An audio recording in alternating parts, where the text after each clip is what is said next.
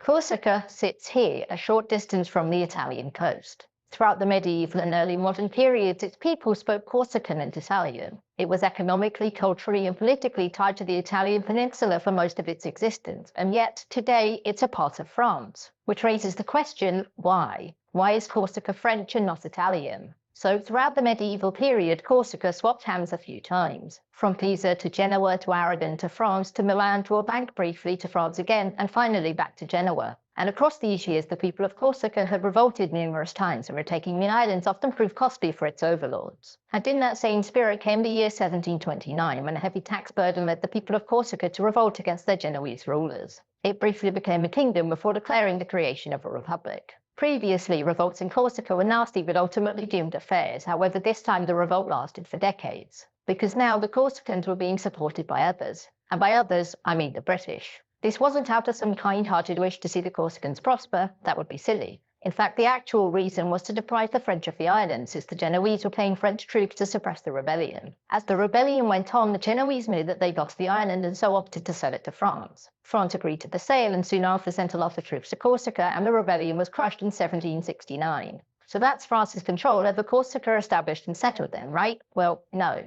When the French Revolutionary Wars broke out, Corsica rebelled again and soon threw in their lot with the British as a sort of shared kind of sovereign British colony. The French retook the island after a couple of years, and they were in possession of it when Napoleon was defeated and exiled. He briefly came back, was defeated again, and as a part of the Congress of Vienna, Europe's major powers decided to take France's recent gains from her. Yet Corsica remained a part of France, and this was mostly due to France buying it prior to the French Revolution. Since the goal of the Congress was to mostly reset Europe to before the French Revolution, not to simply humiliate France, which upset the Corsicans since all that British support didn't go very far. As such, Corsica would remain a part of France for the foreseeable future, but its inclusion wasn't guaranteed. You see, up until the mid-19th century, Italian was the most spoken language on the island. And so to many, in what would soon become Italy, Corsica was one of their own. One man with such an opinion was Giuseppe Garibaldi, who, after the conquest of Rome by Italy in 1870, called for the immediate invasion of Corsica, to which the Italian king said no because he didn't feel like picking a fight with France. When World War I kicked off, there were some discussions by the Central Powers that if Italy were to join their side, Corsica, as well as some other territories, would be handed to them if they won. Of course, Italy sided with the Entente, but the idea of Corsica rightfully belonging to Italy would persist until Benito Mussolini came to power. As you know, Italy joined World War II by invading France, and after its fall, Italy didn't get Corsica.